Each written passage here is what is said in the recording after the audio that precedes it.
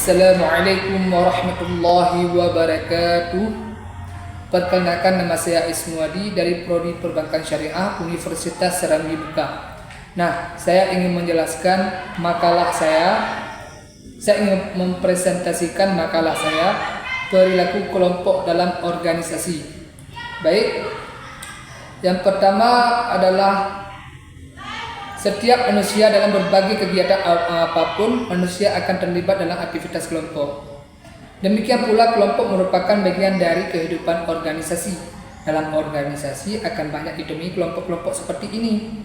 Nah, selanjutnya perilaku pekerjaan dapat menentukan penghasilan atau presentasi kerja, baik secara individu maupun secara kelompok. Nah, bagaimana cara kerja individu dan secara kelompok? Nah, itu tergantung dari organisasi masing-masing. Presentasi seseorang dalam suatu organisasi tergantung pada efektif dirinya sendiri, kecekapan teknisnya, nah, cara belajarnya, cara berbicaranya, bagaimana, nah, pengalaman manajerialnya, juga peran yang dimainkan dalam organisasi. Perilaku adalah semua yang dilakukan seseorang. Contohnya, ketika berbicara kepada seseorang, mendengarkan seseorang teman kerjanya, mendokumen sebuah laporan, memasukkan sebuah memo ke dalam pengolahan data, menempatkan unit lengkap ke inventory, membaca buku, dan lain-lain. Nah, baik, selanjutnya kelompok primer. Yang dimaksud dengan kelompok primer adalah secara umum istilah kelompok kecil atau grup, dan kelompok primer group dipakai bergantian. Suatu kelompok kecil dijumpai hanya untuk dihubungkan dengan suatu kriteria ukuran jumlah anggota kelompok, yaitu kelompok yang berkelompok kecil. Nah, seperti contoh kelompok kecil itu adalah keluarga ataupun per grup. Itu misalnya per grup bagi 2 orang ataupun bagi 3 orang, nah, dan lain-lain. Selanjutnya kelompok formal. Kelompok formal adalah suatu kelompok yang sengaja dibentuk dengan struktur dan tujuan yang jelas untuk melaksanakan suatu tugas tertentu. Anggota-anggotanya biasanya diangkat oleh organisasi sejumlah orang yang ditetapkan untuk melaksanakan suatu tugas tertentu, merupakan bentuk dari kelompok finansial. Formal. Oke.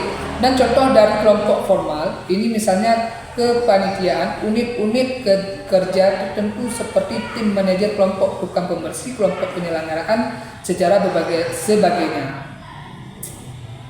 Baik, selanjutnya tahap mulai integrasi. Tahap ini ditandai oleh munculnya identitas kelompok. Standar perilaku sudah memulai terbentuk, anggota sudah memulai bekerja sama dan saling mengenal, serta kelompok sudah memulai pandu dan efektif. Tahap ini ditandai oleh adanya kesepian kelompok untuk melakukan tugas-tugas, sebab kelompok sudah memiliki semua unsur untuk memulai melakukan tugas, seperti struktur, standar perilaku yang sudah diakui, dan mekanisme untuk memecahkan sebagai persoalan dan yang kompleks. Baik, kesimpulannya, perilaku kelompok dalam organisasi adalah aktivitas yang dilakukan 2 orang atau lebih yang berkumpul dengan berintegrasi sebagai anggota organisasi untuk mencapai tujuan organisasi tertentu yang telah disepakati. Contoh, misal kita membangun sebuah organisasi seperti di sekolah, kita bilang kan, kita bangun organisasi di sekolah, contoh di bidang OSIS. Nah, di bidang OSIS ini ada yang namanya organisasi OSDA. Di bawahnya ada anggota, ada berbagai bagian, ada bagian kebersihan, ada bagian keamanan, ada bagian bendahara, ada bagian pengajaran, ada bagian ubudiyah, dan lain-lain. Nah, itu mensepakati dari atasannya. Bagaimana disepakatinya? Yaitu dengan cara mereka berkumpul, tahan dari ketua kelompok, yaitu mengarahin semua anggota-anggotanya kinerjanya di bidang-bidang masing-masing. Seperti bidang pengajaran, dia tugasnya apa? Mengontrol orang-orang yang masuk ke sekolah. Contoh bidang budaya, dia mengontrol orang-orang pengajian, sholat duha, sholat 5 waktu. Yaitu begitu juga dengan bagian keamanan, mengontrol semua siswa-siswa yang ada di sekolah dan mematuhi peraturan-peraturan yang telah ditetapkan di sekolah. Nah, selanjutnya Perilaku kelompok dalam organisasi adalah aktivitas yang dilakukan oleh selanjutnya, perilaku individu harus diarahkan menuju kepentingan organisasi guna mencapai tujuan organisasi, sehingga dalam perkembangan selanjutnya perilaku kelompok berkembang menjadi perilaku organisasi. Ada begitu banyak manfaat dari berbagai kelompok dalam suatu organisasi, baik manfaat untuk individu sebagai bagian atau anggota kelompok maupun bagi efektif kerja atau organisasi yang sedang berjalan. Nah, organisasi yang sedang berjalan apa? Nah, apa yang telah diterapkan sama ketua, misal dalam bidang perlombaan, perlombaan yaitu musabaqah tilawatil Quran. Nah, kan itu dalam sebuah